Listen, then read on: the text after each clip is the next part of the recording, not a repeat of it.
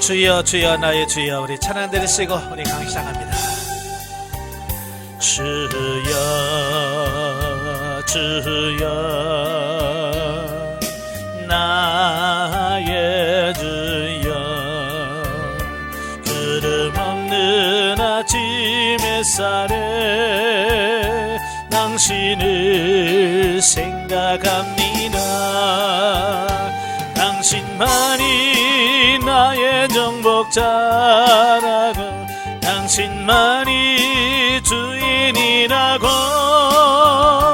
이것이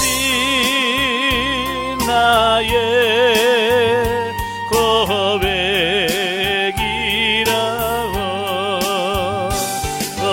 주여 주여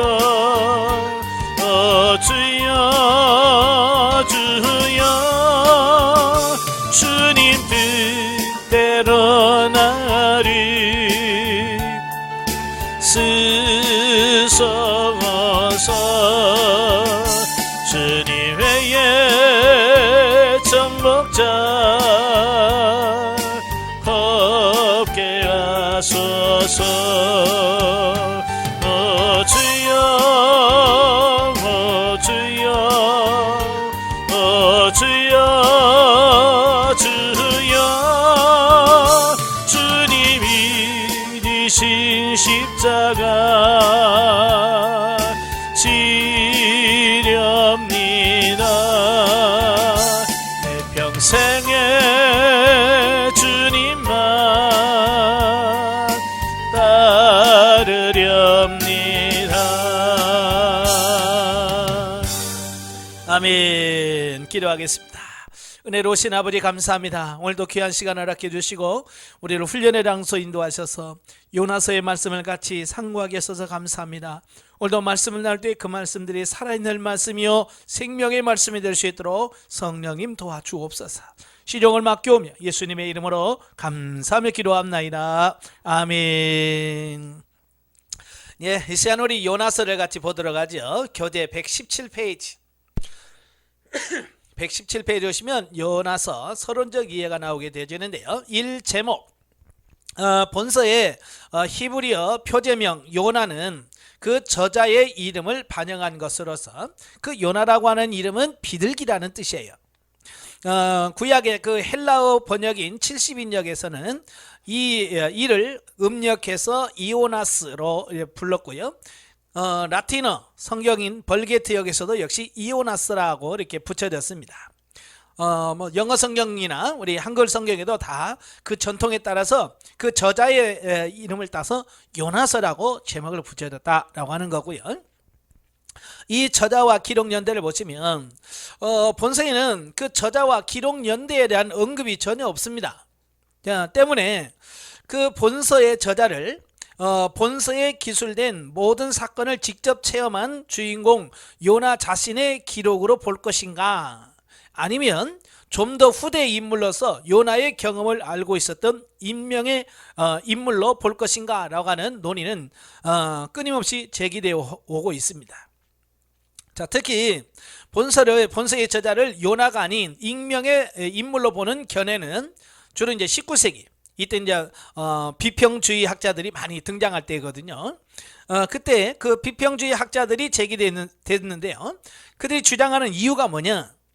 첫째, 니느웨 왕의 회심과 그 성읍의 둘레에 대한 언급이 사실임을 입증할 수 있는 문헌 증거가 발견되지 않았다는 겁니다. 예, 또 요나가 물고기 뱃속에서 3일간 지낸 것을 비롯한 몇 가지 비과학적인 기록이 본서의 역사성을 부정하는 증거가 된다는 겁니다. 사실 저와 여러분이 성경을 아니까 요나가 물고기 3일 물고기 뱃속에 3일 있었다, 우리는 아멘이죠. 그러나 전혀 하나님에 대해서 모르는 사람들에게 이 얘기면 뭐라고 하겠어요? 예? 미쳤다 그러지. 그게 가능하냐? 예? 그렇게 할 거예요. 예? 그러니까 이들도 그 이성적인 머리로 판단했을 때 그게 불가능하다는 거예요. 어떻게 사람이 물고기 뱃속에 들어가서 3일 동안에 살 수 있느냐? 이건 비과학적이라고 하는 거예요. 예. 그래서 이걸 비과학적으로 때문에 이건 인정할 수 없다는 겁니다. 또 세 번째, 본서의 문체가 포로기 이후에 저작된 책들의 문체와 공통적인 특징이 발견된다는 점입니다. 자, 이런저런 이유를 들어서 아마 이 요나서는 바벨론 포로기 이후 약 500년경, 좀 더 심하게 말하면 말라기의 기록 연대 BC 430년보다도 아마 그 후대에 기록됐을 것이다 라고 주장을 합니다. 물론 이 주장 역시 확실한 근거는 없습니다. 추정할 뿐이에요. 그러나 본서의 저자가 본서의 주인공인 요나 자신이라는 주장을 펴는 전통적인 견해의 근거는 뭐냐? 첫째, 열왕기하 14장 25절에서 요나 선지자의 역사성이 실제로 증명된다는 점이에요. 그러니까 여로보암 2세 때에 아미떼 아들 선지자 요나를 통해서 말씀하셨다라고 하는 열왕기하 14장 25절의 말씀. 그러니까 아미떼 아들 요나 분명하게 역사적 인물이라고 하는 거예요. 두 번째는 예수님께서 요나의 실존과 본서에 기록된 사건의 역사성을 인정했다는 점입니다. 예수님이 직접 유대인들이 뭘 구해요? 표적을 구하잖아요. 정말 네가 하나님의 아들이라면 정말 하늘에서 내려온 표적을 보여라 라고 요구했을 때 예수님께서 그들에게 뭐라고 그래요? 내가 보일 표적은 요나의 표적밖에 없다. 그 말씀을 하거든요. 요나의 표적이 뭐예요? 요나가 물고기 뱃속에 들어갔다가 3일 만에 나온 이 부분을 그대로 말씀하시거든요. 예수님이 인정하셨다면 뭐 할 거 없죠. 그지? 그 다음에 세 번째가 뭐냐? 아수르의 역사 가운데 본서의 내용과 관계 있는 유일신을 섬기는 종교적 경향이 나타난 적이 있다는 점이에요. 그 다음에 네 번째, 니느웨가 극히 큰 성읍이라고 한 본서의 기록이 요나의 활동 시기인 여로보암 2세의 시대에 가장 강성했던 아수르 제국의 상황을 반영한다는 점. 또 다섯 번째, 직접 체험한 자의 기록이라고 밖에 볼 수 없는 본서의 세밀하고도 자세한 서술 양식 등임. 그래서 후반부에 기록됐다는 견해와 요나가 기록했다는 이 두 견해 가운데 비교해 봤을 때 본서의 저자는 본서에 기록된 사건을 직접 체험한 주인공인 요나 자신으로 인정하는 것이 더 타당하다라고 보는 겁니다. 자, 한편 요나의 활동 시기는 엘리사가 죽은 때부터 한 세대 정도의 시간이 흐른 후이며 다윗과 솔로몬 시대 이후에 북이스라엘의 제2의 정치적 경제적 전성기였던 여로보암 2세의 제2기간과 거의 일치한다라는 겁니다. 그리고 당시 그 아수르는요, 살마네스 3세, 아술단 3세, 아술리나리 2세 등의 그 왕들에 의하여 통치되던 시대로서 이전의 왕들의 통치 시대에 비해서 국력이 다소 약화된 때였다. 그 이유 중에는 북방의 신흥 국가인 아라랏의 전쟁이 장기화된 것이 가장 큰 이유였으나 설상가상으로 BC 675년에서 759년경에 큰 전염병이 돌아 많은 사람이 죽었고요. 또 BC 763년 6월 15일경에는 완전한 일식으로 아수르 땅이 암흑 같은 어둠에 휩싸이는 불길한 징조로 인하여 민심이 상당히 동요되었다라고 하는 사실이에요. 어찌 보면 요나가 가서 복음을 전했을 때 그들이 쉽게 그 요나의 말을 받아들일 수 있던 배경이 바로 이런 역사적 배경하에 있었기 때문에 쉽게 받아들일 수 있었다라고 하는 겁니다. 그러나 이것은 역으로 요나 선지자가 단 하루 동안만 전파한 심판의 메시지에도 니느웨 거민 전체가 회개할 수 있었던 배경이 된다. 즉 요나가 심판의 메시지를 전파하기 전에 이미 니느웨에는 소위 추수하기에 적합한 희어진 밭이 되어 있었다라고 하는 겁니다. 다시 말하면 하나님의 말씀을 받아들일 수 있는 모든 준비가 다 돼 있었다라고 하는 거예요. 아무리 강박한 사람도요, 그 몸이 아파서 내일 모레 죽는다 그러면요 마음이 약해지죠. 물론 하나님이 택하신지 아는 사람은요, 내일 죽어도요, 죽어도 아멘만 하고도 아멘 안 합니다. 참 그 신기하죠. 참 구원받기로 하나님께서 택정한 사람은요, 그냥 아멘 하세요 그러면 아멘해요. 근데요, 이거 택함받지 않은, 선택받지 않은 사람은요, 그냥 아멘만 하면 천국 간다니까 아무리 얘기해도요, 죽어도 아멘 안 해요. 죽을 때까지 아멘 안 하고 그냥 죽어요. 참 그걸 보면서 참 구원은 하나님만이 하실 수 있구나, 근데 그걸 깨닫게 되어지는 거죠. 자, 이들 마찬가지예요. 애굽이나 많은 그 주변 나라들은 겨우 이제 신 중에서 최고의 신이 누구냐? 주는 태양신이, 그들이 섬기는 신 중에서 가장 큰 신을 태양신으로 봅니다. 근데 이 태양신을 섬기는 사람들이 가장 두려워하는 게 뭐냐면 일식이에요. 일식이 뭐냐면 달이 태양을 가려서 대낮에 깜깜하게 되는 어떤 그런 걸 일식이라고 말하거든요. 예. 이건 뭐냐면 자기들이 섬기는 최고의 신이 힘을 잃은 시기예요. 그러니까 그들의 신이 자기를 도울 수 없는 어떤 그런 때, 가장 약해 있을 어떤 그런 것을 의미하거든요. 그러니까 얼마나 불안하겠어요, 그지? 네, 바로 그 불안한 그 시기에 요나가 가서 40일 후에 이 성이 무너진다 그러니까, 그렇잖아, 지금 불안한데, 그지? 그렇잖아, 불안한데다가 그 얘기까지 하니까 얼마나 불안했겠어요. 그러니까 그들이 회개할 수밖에 없었던 거죠. 이런 사실들을 종합해 볼 때 본서의 기록 연대는 요나가 본서에 기록된 사건을 체험하고 북이스라엘로 돌아온 직후인 BC 760년경으로 추정될 수 있다라는 겁니다. 기록 동기와 배경을 보면, 자, 본서의 저자이며 동시에 주인공이기도 한 요나가 선지자로서 활동하던 여로보암 2세 치하의 북이스라엘은요, 당시 중근동 지역의 국제 정세가 북이스라엘에게 매우 유리하게 작용하여 다윗과 솔로몬 시대 이후 정치적, 경제적 최전성기를 맞이하게 됩니다.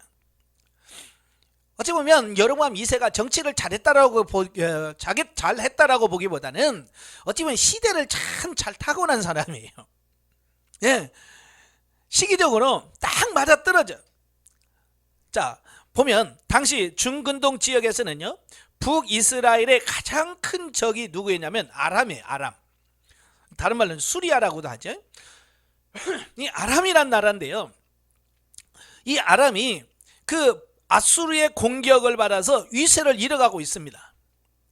그 위에 있는 아수르가 계속 아람을 공격하니까 이 아람이 아수르와 싸우니라고 북이스라엘을 건들지를 못했어요. 그 전에는 계속 이스라엘을 치고 막 그랬거든요. 근데 아수르와 싸우니라고 이 이스라엘을 어떻게 관여할 수 있는 그런 부분이 없습니다. 또한 아수르도 북방의 신흥 국가인 아라락과의 전쟁 때문에 아람의 수도인 다메섹에서 철수할 수밖에 없었습니다. 예, 아수르가 아람을 공격해서 다메섹까지 뺏었었는데 또 그 위에 아라랏이라고 하는 새로운 나라가 신흥 강대국이 건설되면서 이 아수르와 싸우는 겁니다. 그러니까 아수르가 이 아라랏과 싸우니라고 이 아람 이쪽에다가 신경을 쓰지 못했어요. 그 사이에 여로보암 2세가 바로 다메섹까지 올라가서 다메섹도 빼앗고요, 아람 그 나라를 빼앗고, 예? 자, 그래서 정복합니다. 그래서 옛날 다윗과 솔로몬 시대에 이루었던 그 북방 지역 영토를 대부분 회복할 수 있었습니다. 참, 그러니까 때를 참 잘 만난 거죠. 예. 이걸 보면 여로보암 2세가 뭐 신앙이 좋았다거나 뭐 어떤 이런 분이 아니라 그냥 하나님께서 그렇게 하신 것이다 라고 하는 겁니다. 예. 왜냐하면 이렇게 잘해주면 이들이 또 회개할 수 있을까라고 하는, 또 하나님께서 그들을 구원하시려고 하시는 하나님의 은혜의 손길이라고 볼 수 있겠죠. 그죠? 근데 그는 하나님의 하셨다라고 하는 어떤 그런 사실보다는 자기들이 잘나고 똑똑해서 된 것으로 착각해버려요. 그래, 믿음 없는 사람은요, 잘 돼도 안 믿고 안 돼도 안 믿어요. 참 그걸 보면, 예? 참 하나님을 믿는다라고 하는 것도 참 쉬운 일은 아니에요. 한편 아수르는 비록 아라락과의 전쟁 등 국내 여러 가지 상황으로 인해서 일시적으로 세력이 약화된 것은 사실이지만 언제 다시 국력을 정비하고 팔레스타인 지역을 침공할지 모를 북이스라엘의 가장 강력한 잠재적 위협 세력이었다라고 하는 겁니다. 때문에 북이스라엘 백성들은 이런 아수르에 대한 반감을 조금도 누추지 않았을 뿐만 아니라 또 배타적인 선민의식으로 인한 이방인에 대한 무조건적인 경멸심을 더욱 고조시켰다라고 하는 겁니다. 이러한 그들의 배타적 선민의식은 궁극적으로 구약선민 이스라엘뿐만 아니라 세계 만민에 대한 절대적인 사랑과 구원 계획을 가지고 계신 하나님의 인내하신 성품과는 완전히 배치되는 것이었다라고 하는 겁니다. 그러니까 나중에도 말씀드리겠지만 하나님은 이 땅에 있는 모든 민족들을 복음을 전해서 그들의 영혼을 구원하는 게 하나님의 뜻이에요. 그런데 이스라엘 백성들은요, 그 선민의식 이걸 딱 가지고서 자기들만 구원받아야 되고 자기들만 천국 가야 되고 그냥 이런 생각에 딱 가로막힌 거예요. 그래서 이방인에게 복음을 전해서 그들을 구원한다? 이런 걸 관심이 없어요. 바로 이제 그런 시대를 이 배경을 하고 있다라고 하는 겁니다. 왜 요나가 하나님의 말씀을 거역하고 도망갔을까? 바로 이런 그런 선민의식에 쌓인 그때 당시의 사고방식, 그들의 가치관을 그대로 보여주는 거죠. 이에 하나님은 모든 이스라엘 백성들과 마찬가지로 배타적 선민의식을 가진 요나 선지자로 하여금 북이스라엘 백성들이 가장 적대의식을 많이 가지고 있는 아수르 제국의 수도 니느웨 성에 심판의 메시지를 전파케 하시고 그들이 회개함으로써 구원하는 역사를 직접 체험케 하셨다라고 하는 겁니다. 그러니까 요나가 누구요? 그때 당시 하나님의 선지자로 부름받은 거예요. 근데 이 선지자라고 하는 사람도 그 선민의식, 배타적 선민의식 이런 것에 자유로울 수가 없었어요. 쉽게 말하면 이런 거예요. 오늘도 마찬가지, 오늘 목회자라고 하더라도 우리도 우리 민족적 어떤 감정이 있어요. 그래서 일본에 대해서 그 감정이 안 좋은 목회자도 많아요. 그죠? 그래서 늘 그러잖아요. 뭐 중국 사람, 미국 사람 다 그러다가 일본 놈이라고 하잖아요. 그죠? 일본 놈이라고 해야 속이 시원하지. 일본 사람이라고 이거 어려워. 왜? 우리도 대한민국 사람이기 때문에 어쩔 수 없는 민족적 어떤 그런 게 있어요. 목사라도 그런 게 있다 그 말이에요. 요나라도 마찬가지인 거예요. 아무리 하나님의 선지자라지만 그 아수르라고 하는 나라에 대한 반감, 이런 걸 가지고 있었다라고 하는 겁니다. 그리고 이러한 체험을 북이스라엘 백성들에게 전파하셔서 그들의 배타적 선민의식의 그릇됨을 책망하기 위함이에요. 하나님은 모든 백성을 사랑하지 너희만 사랑하는 게 아니야 라고 하는 그 하나님의 사랑을 이스라엘 백성도 깨닫게 하려고 이 기록을 했다는 거예요. 또한 선민 이스라엘뿐만 아니라 세계 만민에 대하여 가지고 계신 창조주 하나님으로서의 절대적인 사랑과 혈통과 신분에 관계없이 누구라도 자신의 죄를 회개하는 자에게는 언제든지 사죄와 구원을 베푸시는 하나님의 무한한 인애에 대하여 깨우치게 하셨다라고 하는 겁니다. 이걸 통해서 지금 그걸 깨닫는 거예요. 누구든지 혈통이나 민족 다 초월해서 회개하고 하나님께 돌아오면 다 구원받는다. 이걸 요나서를 통해서 지금 말씀하고 있다라고 하는 거예요. 그래서 요나 선자는 이러한 자신의 개인적 체험을 바탕으로 하여 하나님은 이스라엘 민족만의 하나님이 아니시며 이스라엘 민족을 중심으로 하는 구약 부속사를 전개하기 이전 태초부터 세계 만민에 대한 구원 계획을 가지고 계셨음을 깨우침으로써 그러한 배타적인 선민의식을 버리고 세계 만민에 대한 선민으로서의 선교 사명을 수행하도록 하기 위해 본서를 기록했다라고 하는 겁니다. 그런데도 이스라엘 사람들은 이걸 깨달지를 못하는 겁니다. 그래서 이방인에게 선교를 안 해요. 심지어 예수님이 돌아가시고 돌아가시면서 마지막 명령이 뭐예요? 모든 민족에 가서 복음을 전해서 세례를 베풀고 내가 가르치는 말씀을 지켜 행하게 해라 라고까지 말씀하셨어요. 그런데도요, 베드로는 이게 안 깨지는 겁니다. 그의 가치관이 안 깨지는 거예요. 그래서 우리가 사도행전 10장에 보면 그 베드로가 세 번의 똑같은 환상을 보지, 하늘에서 뭐 물건을 싼 보자기가 내려오는 겁니다. 그래서 딱 펼쳐서 보는데 부정한 짐승들이 막 드글드글 있는 거예요. 근데 뭐라고 그래? 잡아먹으라 그러는 거예요. 그래서 베드로가 뭐라고 그래? 나 이런 걸 어렸을 때 먹어본 적이 없습니다, 이런 거. 그러니까 하나님 뭐라고 그래? 내가 깨끗하게 했다, 먹어라 라고 말을 해요. 그래도 안 먹어요. 이게 뭘 말합니까? 이스라엘 백성들이 가지고 있는 그 자기만의 어떤 가치관, 사고, 이런 것들이 확 매여 있어서 하나님의 말씀을 해도 안 믿는 거예요. 그 부정한 짐승은 뭘 가리키느냐? 이방인을 가리키는 거거든요. 그러니까 먹으라는 얘기는 그들이 가서 복음을 전해서 그들을 구원해라는 얘기예요. 그 영혼을 구원하라고 하는 뜻이거든요. 근데 베드로는 그 선민의식에 꽉 사로잡힌가, 안 됩니다, 난 못합니다 라고 부정하는 거지. 그러니까 이 선민의식을 바꾼다라고 하는 것이 얼마나 어려운가. 우리도 마찬가지예요. 우리 목회자들과 이야기하다 보면 자기 생각에 꽉 묶여있는 사람이 얼마나 많은지 몰라요.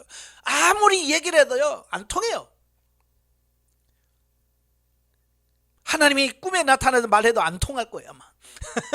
성령이 말해도 안 통할 거예요. 얼마나 이 자기 생각과 이 고집들이 센지 이걸 안 깨트린다. 이걸 깨트리셔야 돼.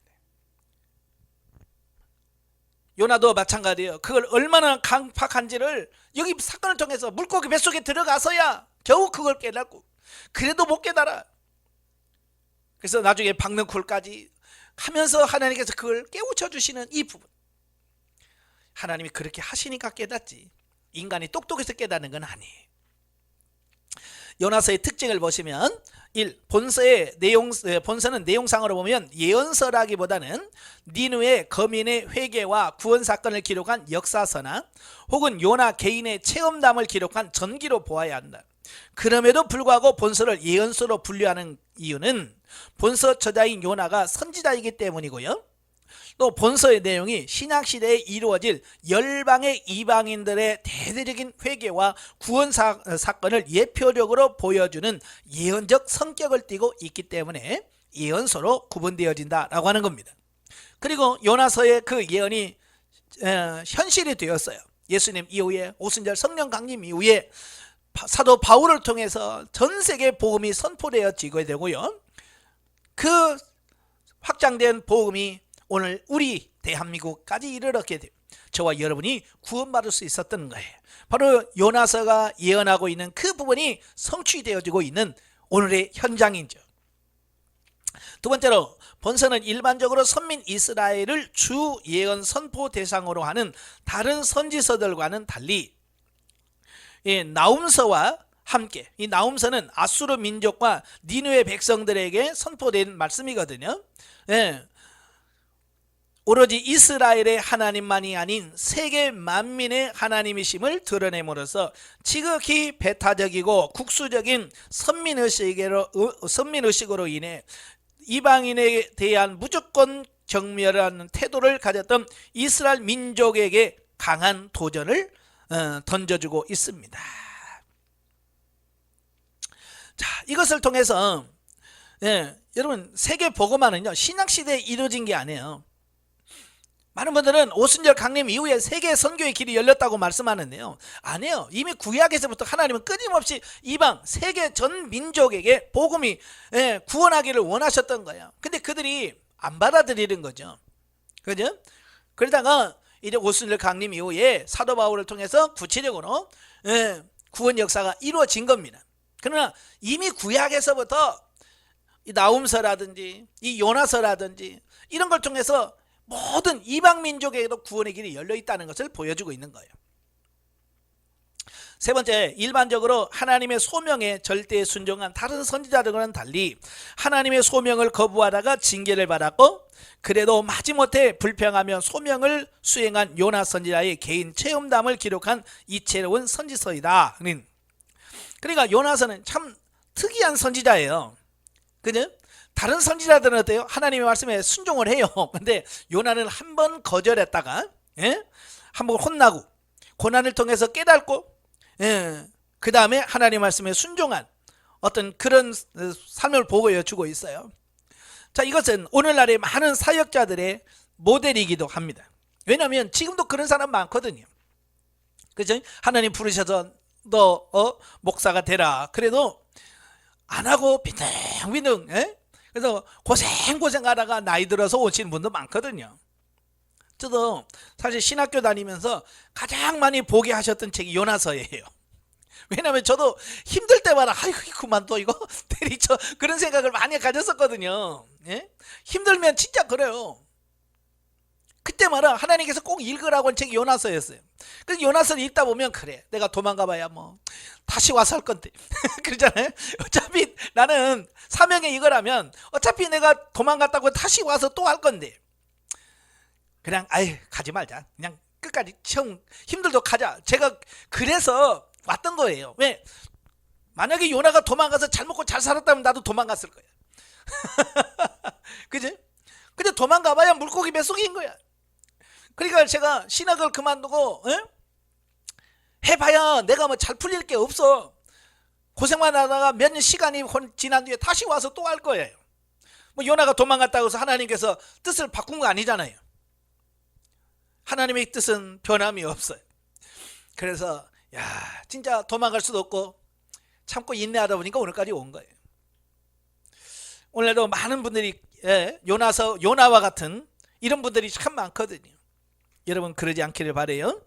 앞으로 가면서 힘들고 어려워도 도망갈 생각하지 마세요. 왜? 도망가봐야 별거 없어요. 네 번째로 본서 전체에 걸친 초자연적인 이적들이 연속적으로 나타나 본서의 생동감과 역동성을 느끼게 합니다. 하나님의 살아계심이 보여지잖아요. 바다의 광풍이라든지 또 물속에다 요나를 탁 던지는 순간 어떻게 이렇게 시간 딱 맞춰서 물고기가 하품을 딱 해가지고 그냥 꿀꺽 삼키게 만듭니까? 그죠? 만약에 물고기가 대번 씹었다면 그렇잖아요. 몇 번 씹었다면 요나가 정상적이 아니겠죠. 그냥 하품 쫙 하다 그냥 꿀꺽 삼킨 거예요. 기가 막히잖아요. 사실은 물고기 뱃속에서 살 수 있는 사람이 없어요. 그런데도 하나님께서 그를 지켜주신 거. 또 나중에 박넝쿨도 나게 하셨다가 벌레를 씻게 하신 이걸 보면 하나님의 역사하시면 생동감 있게 싹싹싹 느껴지잖아요. 그지? 다섯 번째, 이방인의 구원과 관련된 매우 깊이 있는 신학적 내용을 다루면서도 전반적으로 단순한 문체와 쉬운 용어를 구사하여 내용 이해의 폭을 넓히고 있다. 이 요나서는 아주 쉬워요. 그러니까 주일학교 애들도 읽으면 다 이해할 수 있는 그런 내용들이에요. 여섯 번째, 2장에 나타난 요나의 기도문은 시편의 내용과 유사한 점이 많다. 사람은요 누구나 다 그 절대절명의 위기 속에 들어가면 다 시인이 되고요 이런 고백을 하게 돼요. 왜? 거기는 뭐 다른 게 없잖아요. 오직 하나님만 바라보고 하나님만이 나의 구원자란 누가 고백 안 할 수밖에 없죠. 극심한 고난 중에는 다 그런 고백을 하게 돼 있어요. 그러니까 우리가 살만하니까 지금 우리가 기도도 안 하고 기도해도 대충 하고 그러죠. 일곱 번째, 요나가 물고기 뱃속에서 3일 삼야를 지낸 사건을 통하여 구약 성경 중 예수 그리스도의 죽으심과 부활을 가장 생생하게 예표해주고 있다라고 하는 겁니다. 그래서 예수님이 3일 동안 무덤 속에 있었던 것이 바로 요나가 물고기 뱃속에서 3일 지낸 것과 예표적으로 가장 맞아떨어지는 그 사건이라고 볼 수 있고요. 자, 신학적 이해를 봅니다. 요나서의 그리스도. 본서에는 장차 도래할 메시아, 즉 그리스도와 그의 사역에 관한 직접적인 언급은 전혀 없습니다. 그죠? 뭐 예수님 이름도 없고요. 아무것도 안 나와요. 그러나 요나 선지자의 그 심판의 메시지를 전해들은 니느웨 거민들의 회개와 그로 말미암는 구원 사건을 기록하고 있는 본서는 간접적으로 장차 예수 그리스도의 복음이 세계 만방에 전파됨으로 인하여 혈통적으로 이방인이라 불리우는 세계 만민이 그 복음을 믿고 회개하며 구원을 얻게 될 것을 예표적으로 보여주고 있다는 겁니다. 즉 이방인 구원에 대한 예표라는 겁니다. 니네 백성들이 그 요나의 메시지를 듣고 어때요? 왕부터 시작해서 모든 백성들이 회개하고 돌아오잖아요. 그래서 구원을 받아. 이와 마찬가지로 오늘날 예수 그리스도를 믿는 자들은 이방인이라 할지라도 다 구원하게 된다는 것을 예표적으로 보여준대. 한편 요나 자신이 스올의 뱃속이라고까지 표현되었던 깊은 바다의 물고기 뱃속에서 죽음과 같은 3일간의 시간을 보내고 다시 살아나온 요나의 경험은 예수님께서도 직접 언급하셨던 바와 같이 예수 그리스도께서 죄악에 빠진 인류를 구원하기 위해 십자가 위에서 죽임을 당하시고 장사되어 3일간 무덤 속에 계시다가 부활하신 사건의 예표다. 이걸 예수님 말한 요나의 표적이거든요.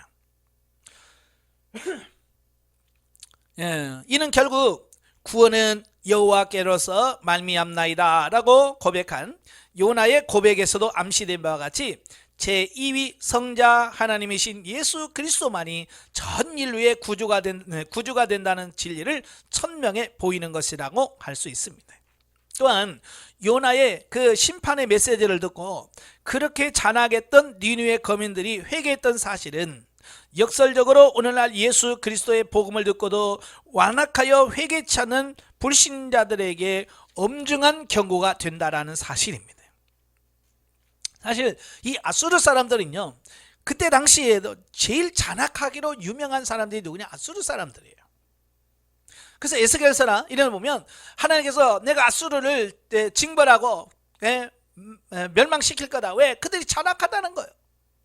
잔인하다는 거예요. 그 잔인한 것 중에 하나가 뭐예요? 아이벤 여인의 배를 갈랐다는 거예요. 그게 사람으로 할 수 있는 겁니까? 할 수 없는 짓이야. 근데 이 아수르 사람 그렇게 잔악한 사람들이에요. 그런데 그런 악한 사람들도 회개하고 구원받아요. 이걸 말씀해 주고 있고요.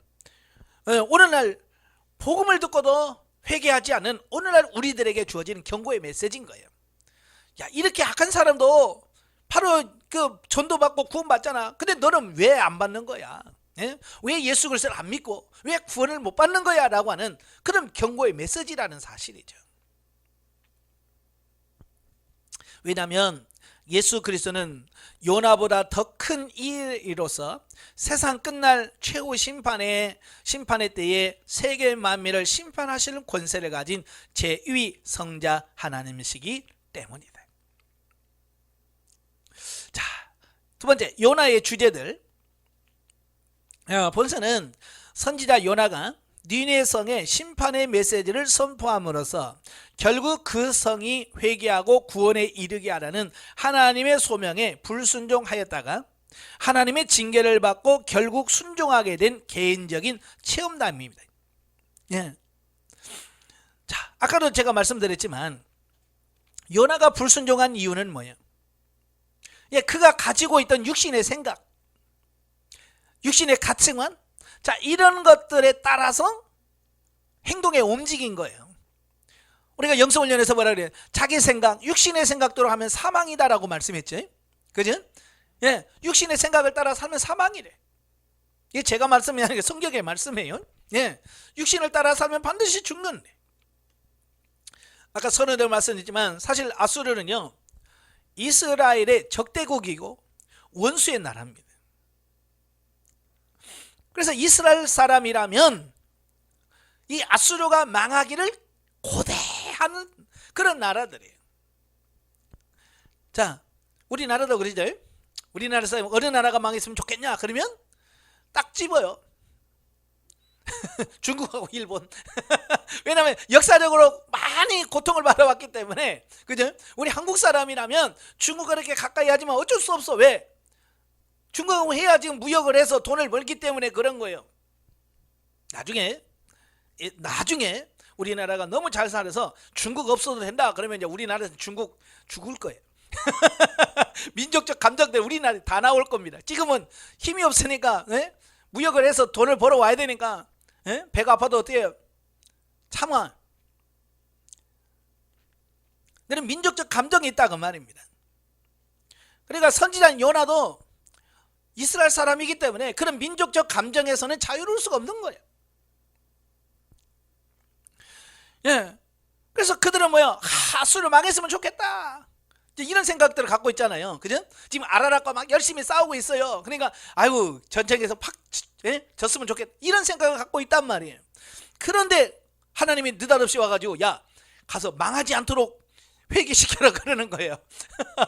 지금 망했으면 좋겠다라고 생각하고 있는데 가서 망하지 않도록 하라는 거예요. 그러니까 요나의 입장에서는 이해가 안 되는 거죠.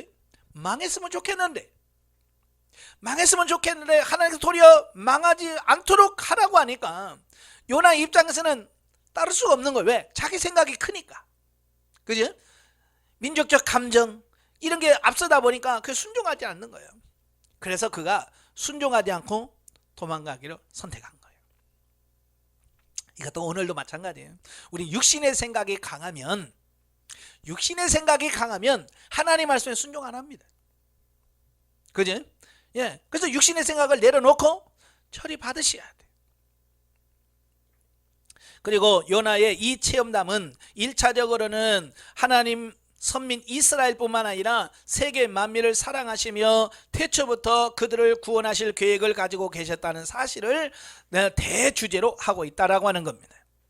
자, 이와 관련해서 여러 주제를 살펴보면 첫째, 하나님은 구약 선민 이스라엘만의 하나님이 아닌 세계 만민의 하나님이시다.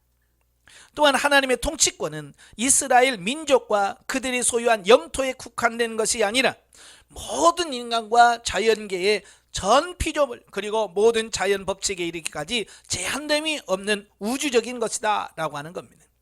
그러니까 하나님의 초월성과 하나님의 절대 주권성을 소개하고 강조하고 있는 책이 바로 요나다. 네. 두 번째로 구속사를 비롯해서 하나님께서 가지고 계신 모든 계획은 어떠한 상황에서도 실패하거나 변경되는 일 없이 완벽하게 이루어진다. 하나님께서 사명 회피를 위한 요나의 모든 시도를 좌절시키시고 니누의 구원이라는 목표를 일관성 있게 이뤄나가시는 것은 이 같은 사실에 대한 훌륭한 예증이다. 네.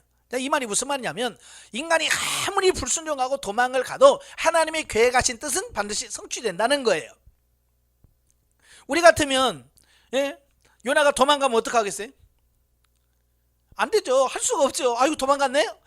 못할 수 있어요. 근데 하나님은 도망갔다고 해서 아이고 실패했네 라고 말씀하고 있지 않아요.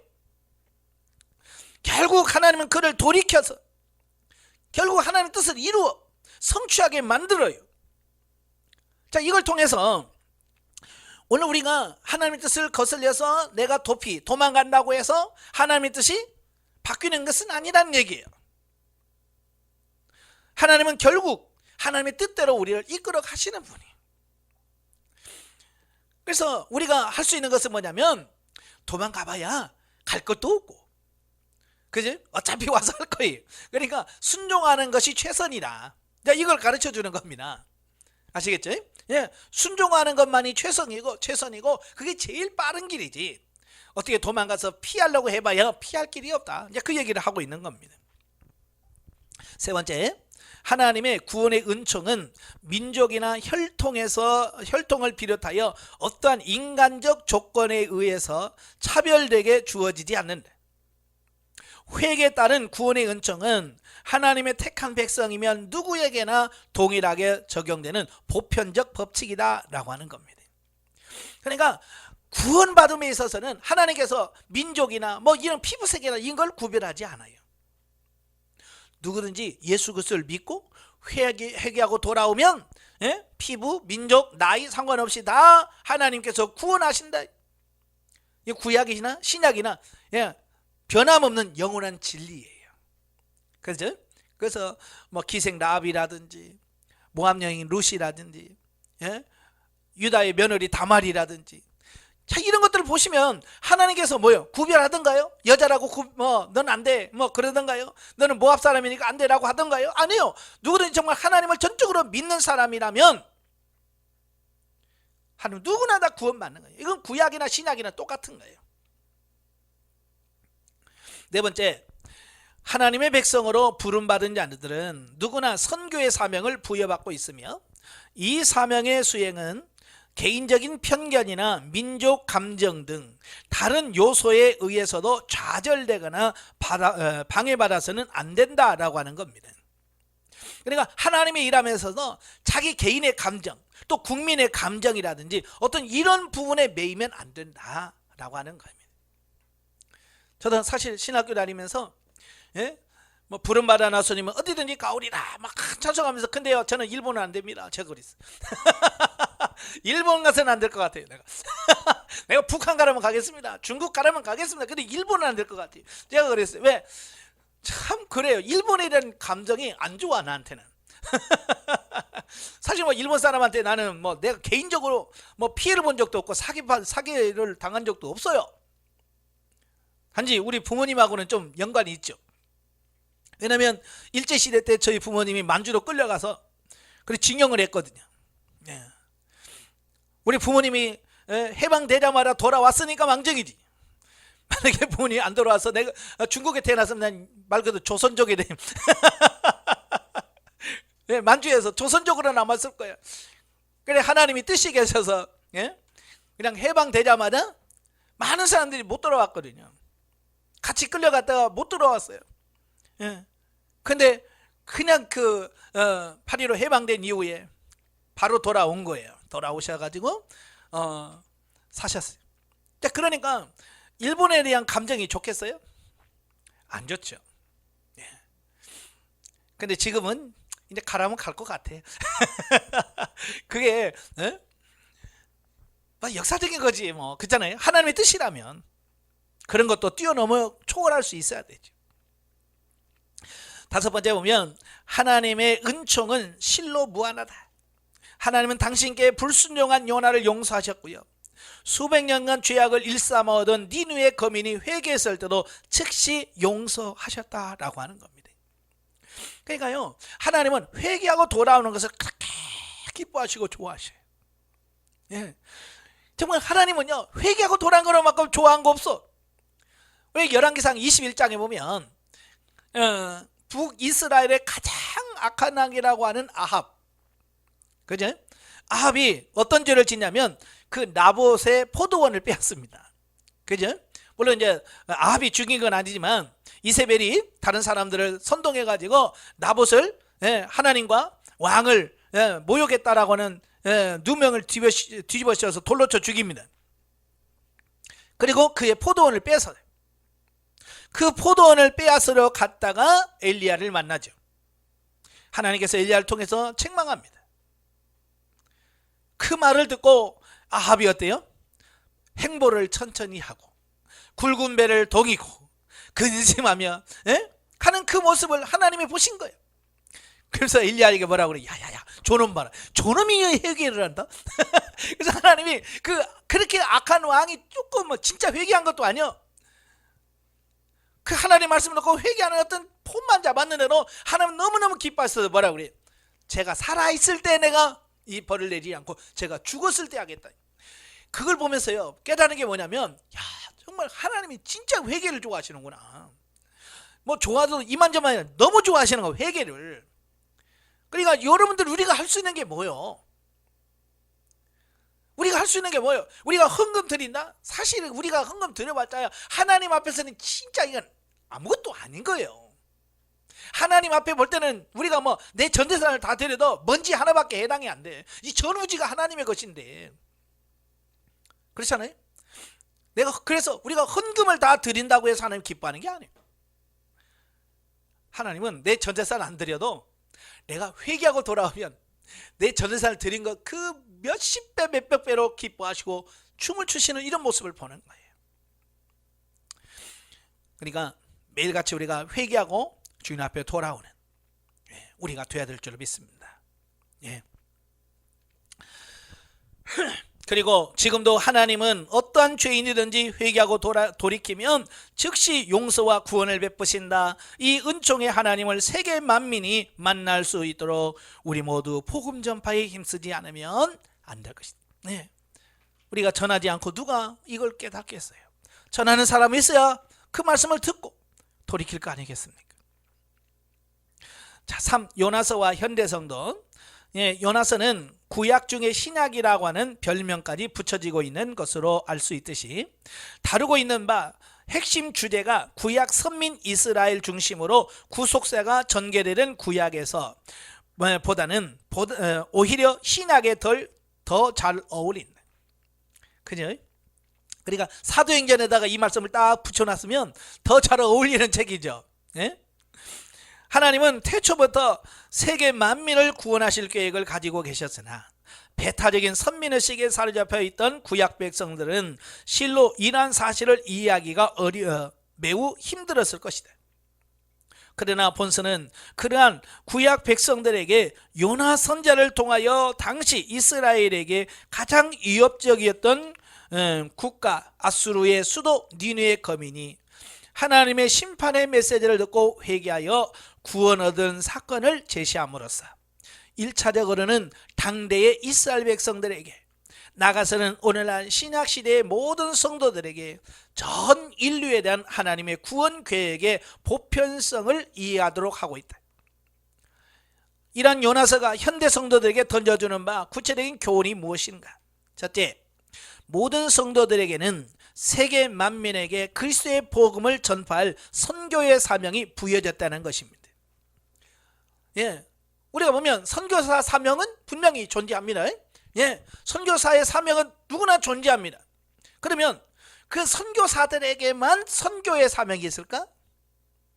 아니에요. 이 땅에 하나님을 믿는 모든 사람들이 다 선교의 비전을 다 있는 거예요. 선교의 사명이 다 있는 겁니다. 어떻게? 그럼 목회도 그만두고 딱 우리 회의로 나갈까요? 그게 아니란 말이. 예수님 분명히 뭐라고 말씀합니까? 예, 선지자의 이름으로 선지자를 공개하면 선지자의 상을 받는다 그랬어요. 그죠? 바로 이거예요.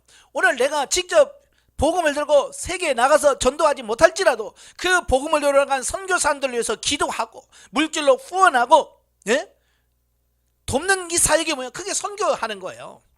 그래서 선교의 상을 받아, 그러니까 한 번도 회의 안 나가도 선교사의 상을 하늘에서 받을 수 있습니다. 어떻게 하면 돼요? 예, 주의 이름으로 선교사를 섬기고 선교사를 위해서 기도하고 하면 선교사의 상을 받는 거예요. 아시겠죠? 그래서 여러분의 교회에서도 힘들고 어렵지만 선교비를 통해서 선교사를 후원하고 성도들에게 계속 기도하게 하고, 그러면 여러분의 교회가 선교하는 교회가 되어지는 거예요. 하나님의 뜻이 그거니까 어쨌든 선교하는 여러분의 교회가 되길 바래요. 예, 이 사명을 수행함에 있어서는 어떠한 인간적인 편견도 버리고 오직 하나님의 명령에 절대 순종하는 것만이 요청될 뿐이다. 두 번째, 하나님께서는 인류에 대한 구원 계획을 당신의 계획과 섭리에 따라 진행시켜 나가시면서 동시에 당신의 종들에게 전도의 방법으로 구원사에게 동참할 것을 허락하셨대. 예. 그러니까 전도라고 하는 미련한 방법을 통해서 하나님은 하나님의 나라를 확장하시고 그들을 구원하기로 하셨단 말이에요. 그러니까 우리는 어때요? 전도를 계속해서 죽어가는 영혼을 구원하고 살리는 이 사명을 우리가 감당해야 된다, 그 얘기예요. 따라서 성도는 마땅히 하나님의 기뻐하시는 뜻을 따라 하나님의 구원사에게 기쁨으로 적극 참여하는 자세를 가져야 한다라는 겁니다. 예, 세 번째, 심판의 경고는 때로 축복의 메시지보다 훨씬 효과적으로 불신자들을 회개로 이끌 수 있다. 이는 요나가 단지 심판의 메시지만 선포했음에도 불구하고 니느웨 거민들이 대대적으로 회개한 사건을 통해서 분명히 알 수 있다. 그러므로 우리는 불신자들에게 심판을 경고함에 있어서 결코 주저함이 있어서는 안 된다라고 하는 겁니다. 그러니까 사실 사람들에게 축복을 선포해서 기분이 좋아져가지고 예수 믿게 하는 것과 하나님의 심판의 메시지를 선포해서 그들이 경각심을 갖고 돌아오게 하는 것, 어떤 게 더 쉬울 것 같아요? 예? 예, 물론 사람마다 달라요. 그렇지만 보통 사람들은 누가 더 충격을 받냐면 하나님의 심판을 선포했을 때 큰 충격을 받게 돼요. 자, 예를 들어서 이런 겁니다. 예를 들은 거예요. 자, 어느 분에게 전도하려고 그래요. 그 전도하려고 했을 때 그 전도함에 있어서 예수 믿으시면 하나님께서 축복해 주실 겁니다 라고 전하는 것과, 예? 예수 안 믿으시면 다음 달에 죽겠네 라고 말하는 거, 뭐가 더 충격을 받겠어요? 아마 많은 충격을 누가 받겠어요? 예수 안 믿으면 다음 달에 죽어? 이 말이 얼마나 큰 충격이겠어요. 그죠? 바로 니느웨 백성도 마찬가지예요.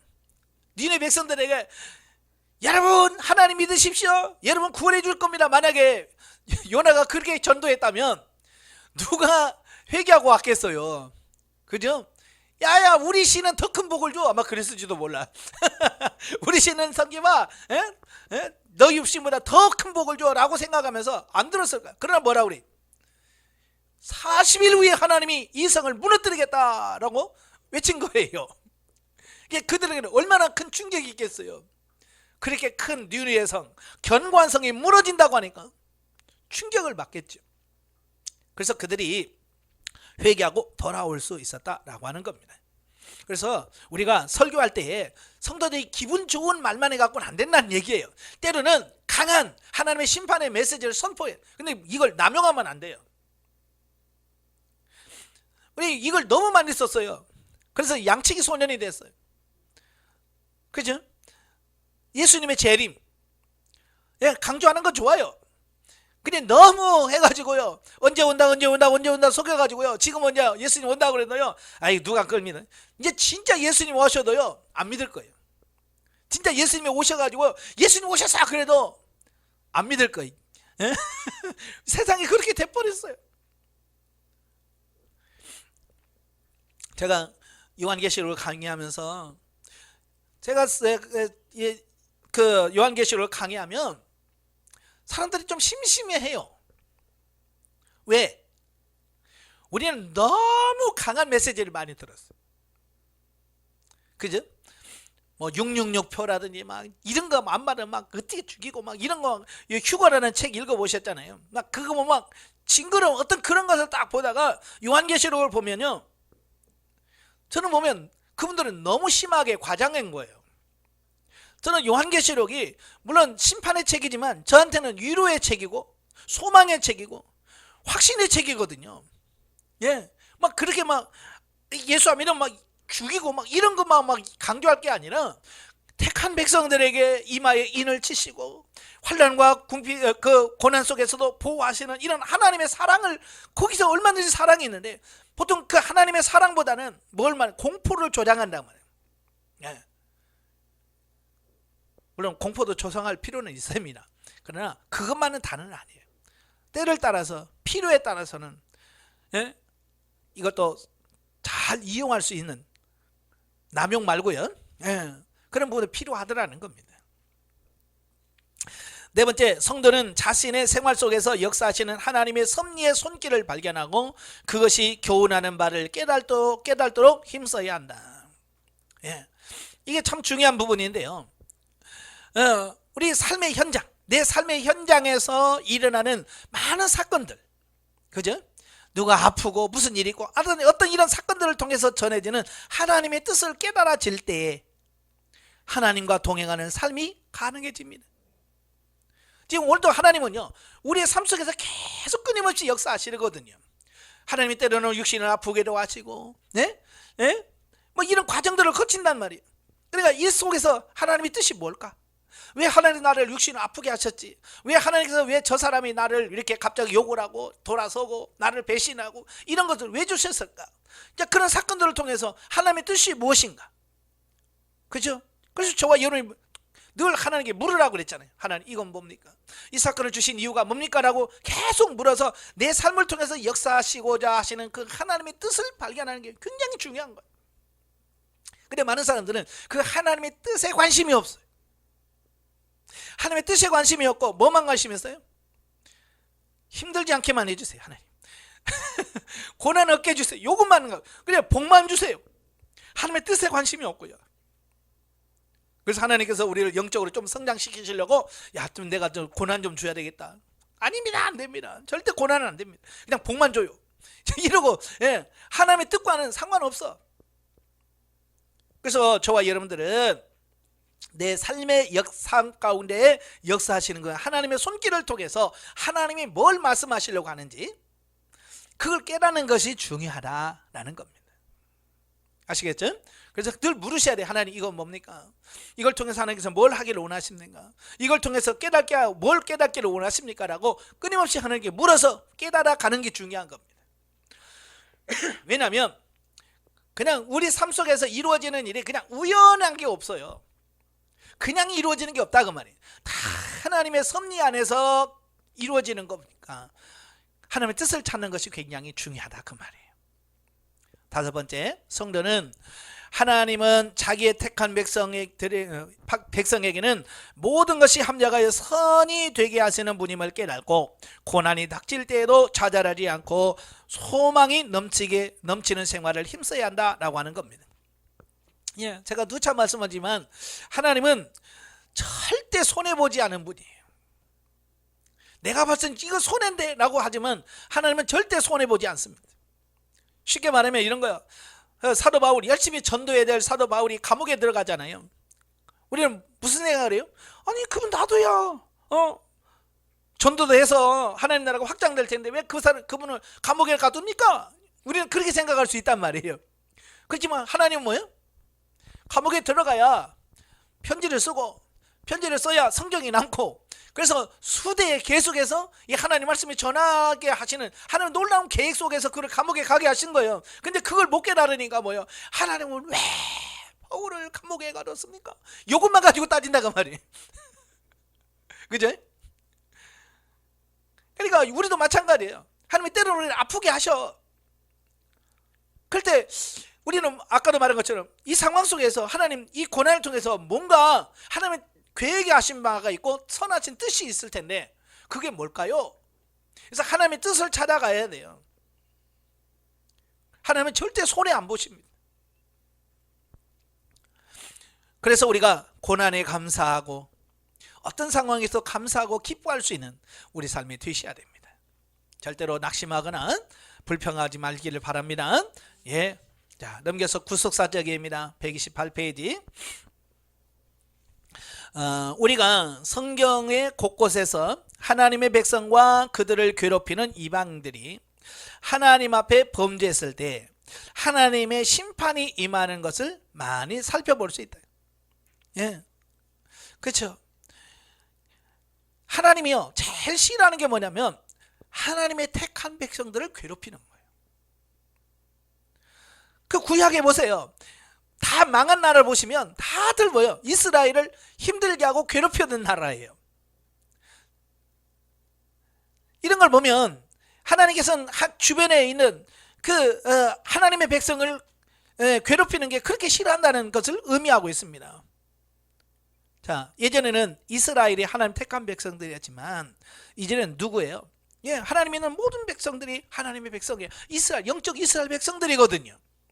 그래서 저와 여러분들이 이 성도들의 마음을 아프게 하고 병들게 하고 괴롭게 하면 안 돼. 우리 목사들 마찬가지예요. 성도들 마음 아프게 하면 하나님께서 슬퍼하십니다. 아시겠죠? 예, 목사라고 봐주는 거 아니에요?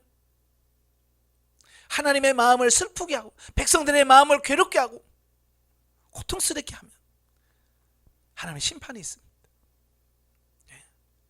여름에 많은 목회자들이 성도들의 눈에서 눈물을 빼는 목회자들이 너무 많습니다.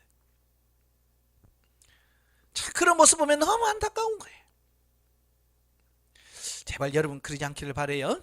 예, 구약에서 이스라엘 괴롭히고 살아남은 교회가 없어요. 아니 나라가 없어요. 오늘 마찬가지예요. 하나님 백성, 하나님의 선택된 백성 괴롭히고 하나님의 심판 안 받은 사람 없습니다.